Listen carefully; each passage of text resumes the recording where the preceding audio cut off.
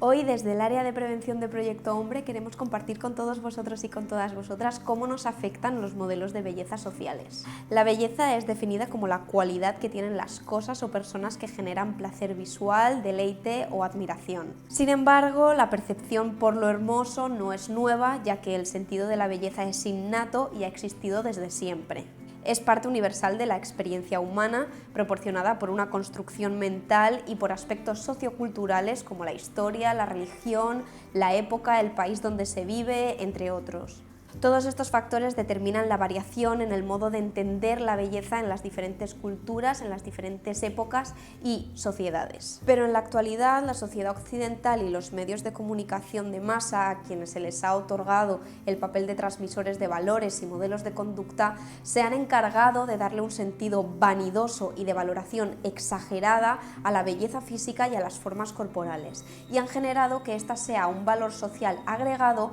dejando a un lado las características inherentes a la personalidad. Han convertido al hombre y a la mujer en un objeto de provecho comercial y practicantes de un consumo cultural que los ha llevado a adoptar comportamientos en el cual hay una exacerbada preocupación por cuidar, nutrir y mantener la forma física de sus cuerpos, lo que se conoce como el culto al cuerpo. Las mujeres son las más afectadas por ser las más bombardeadas por la publicidad, para ser súper delgadas, con un rostro perfecto y una juventud eterna, una cosa nada fácil de alcanzar porque somos seres biológicamente predeterminados para envejecer y aumentar de peso a medida que avanzamos en edad, debido a los cambios hormonales del propio ser humano. Sin embargo, en los últimos años el hombre también viene recibiendo este tipo de presión social al tratar de alcanzar unos cánones de belleza impuestos por la sociedad de ser más fuertes, dinámicos, musculosos, altos, guapos. La belleza en la actualidad se muestra como un símbolo que permite identificar un modelo de clasificación social